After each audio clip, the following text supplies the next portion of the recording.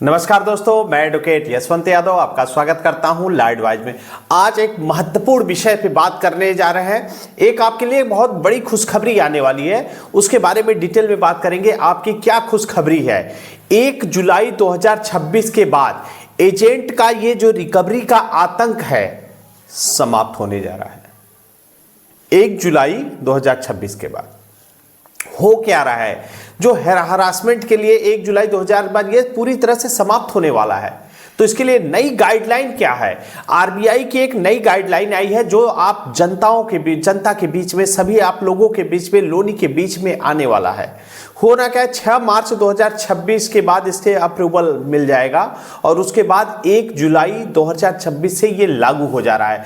लागू होने का मतलब होता है कि ये कंपनियां जो रिकवरी का प्रक्रिया होती है, जो गलत तरीके से कर रहे हैं, तो आरबीआई गाइडलाइन तो पहले भी थी, लेकिन अब इतनी सख्त हो जाएगी 1 जुलाई 2026 से ये लागू हो जाएगी।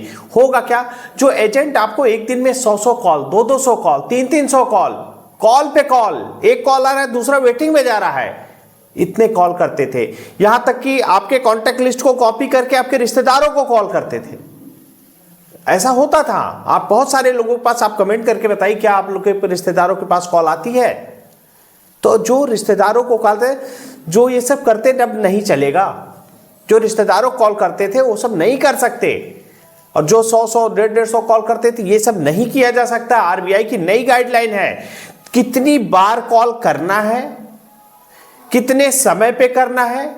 गलत तरीके से अगर आप कॉल करते हैं या लगातार कॉल करते हैं या फिर रिश्तेदारों को कॉल करते हैं तो आपके ऊपर लीगल एक्शन लिया जाएगा और यहां तक कि क्षतिपूर्ति भी देना पड़ेगा। यह नया नियम आ गया है। नया नियम में कॉल की संख्या निश्चित हो जाएगी, कितनी कॉल आनी चाहिए, और कॉल रिकॉर्डेड होगी।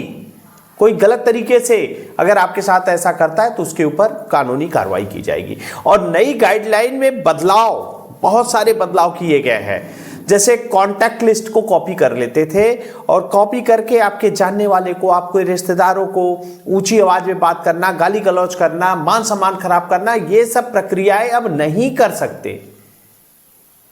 एकदम कठोरता से नियम लागू होने वाला है, क्योंकि जो गलत तरीके से कॉन्टैक्ट लिस्ट को हैक कर लेते थे, बहुत सारे लोगों का हुआ है। बहुत सारे लोगों को ऐसी बातें हो रही है कि कॉन्टैक्ट लिस्ट को हैक कर लिए, गैलरी को ही हैक कर लिए, फोटो एडिट करके फोटो बेइज्जत कर रहे हैं, मान सम्मान खराब कर रहे हैं। और कभी भी यदि आपके घर पे होम विजिट करने आ रहा है तो 24 घंटे पहले उनको बताना होगा कि विजिट करने के लिए कौन आ रहा है, उसका नाम क्या है, उसकी आईडी होनी चाहिए, उसको ऑथराइजेशन लेटर होना चाहिए, और होम विजिट लेटर पहले ही उनको देना होगा मेल पे, मैसेज पे, तब आ सकते हैं, नहीं तो नहीं आ सकते हैं। और आप परमिशन देंगे, आप बताएंगे, आपके तय समय पे, आपके तय जगह पे ही, वहां पे ही आ सकते हैं। ऐसा नहीं कहीं भी आ सकते हैं। जो जगह और समय आप तय करेंगे कि मैं यहां पे मिलना चाहता हूं, यहां मिलूंगा। ऐसा नहीं है कि कहीं भी आ करके आपके, और जो आपके अड़ोस पड़ोस में आपके मान सम्मान को खराब कर रहे थे, ऊंची आवाज में बात कर रहे थे, आपके अगर अड़ोस पड़ोस पे या फिर आप पड़ोसी को आपके लोन के बारे में अगर सूचित करते हैं तो उसको कठोर नियम बना दिए गए हैं। ऐसा नहीं कर सकते।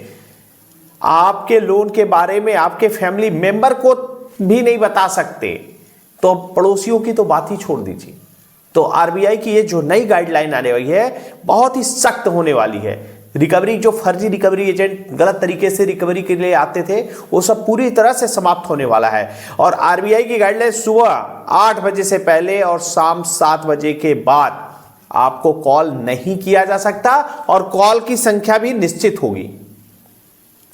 कॉल की संख्या निश्चित होगी कि एक दिन में कितने कॉल कर सकते हैं, कर भी सकते हैं कि नहीं कर सकते हैं, क्या क्या प्रक्रिया, कॉल रिकॉर्ड पे होनी चाहिए। और बहुत सारे लोग जो व्हाट्सएप पे या फेसबुक पे या फिर कहीं पे भी किसी का बदनाम कर रहे हैं, उसको कमेंट्स कर रहे हैं कि हाँ आप लोन लिए हो और ये लोनी है, ये डिफॉल्टर है, ये नहीं दे रहा है, उसके मान सम्मान को खराब कर रहे हो, इलेक्ट्रॉनिक मीडिया पे ऐसा कुछ कर रहे हो, तो आईटी एक्ट के तहत मुकदमा दर्ज होगा।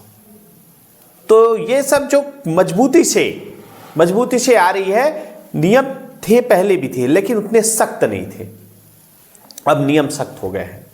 अब जैसे आपको बदनाम करने पे आईटी एक्ट का मुकदमा भी होगा, और उसके बाद यदि कोई रिकवरी एजेंट आपके पास घर पे आता है तो उसके पास डीआरए का लाइसेंस होना चाहिए। और ये डीआरए का लाइसेंस, अगर बिना डीआरए के लाइसेंस का कोई भी रिकवरी एजेंट नहीं आ सकता। और बैंक को निर्देश देगी, आरबीआई की गाइडलाइन बैंक को निर्देश देगी, अब कोई भी रिकवरी एजेंट अगर किसी के घर पे आता है तो उसके पास डीआरए का लाइसेंस होना चाहिए। बिना लाइसेंस के नहीं तो इस समय बहुत सारे फर्जी रिकवरी एजेंट जिसे डीआरए का फुल फॉर्म तक नहीं मालूम है वो भी रिकवरी करने चला गया। तो अब बैंकों को सख्त निर्देश दिया जाएगा कि जो रिकवरी एजेंट जाएगा उसके पास डीआरए का लाइसेंस होगा। और आपकी शिकायत, यदि आपने कोई शिकायत दिया है या लीगल प्रायर नोटिस दिया है, जो भी शिकायत दिया है या फिर नोटिस दिया है, उसका बिना निस्तारण किए आगे की प्रक्रिया को नहीं कर सकते। यदि आपने नोटिस दिया है तो नोटिस का उनको जवाब देना पड़ेगा।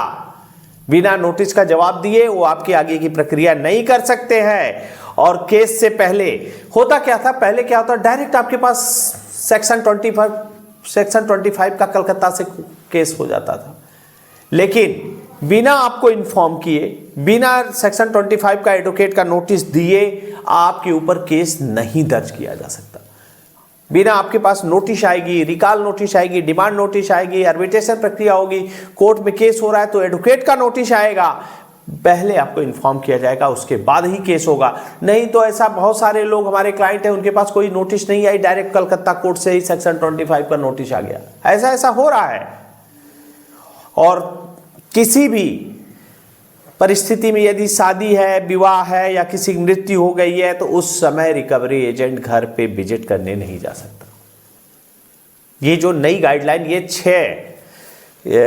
ये आपको 1 जुलाई से लागू हो रही है। 1 जुलाई 2026 से ये नई नियम जो है लागू हो जा रहा है। उसके बाद यदि एजेंट आपके साथ कुछ गलत कृत्य करता है, गाली गलौज करता है, ऊंची आवाज में बात करता है, मान सम्मान खराब करता है, तो उसका जिम्मेदार डायरेक्ट बैंक होगा।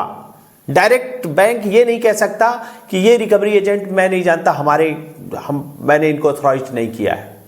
जैसे बहुत सारे केस में ऐसा होता था, थर्ड पार्टी रिकवरी एजेंट जाते थे तो बैंक कहते थे नहीं मैंने इनको अथॉराइज ही नहीं किया। लेकिन अब अगर कोई रिकवरी एजेंट ऐसा कुछ करता है उसके लिए डायरेक्ट बैंक जिम्मेदार होगा और बैंक को जुर्माना भी लगेगा, उसकी भरपाई और क्षतिपूर्ति भी बैंक को करनी पड़ेगी।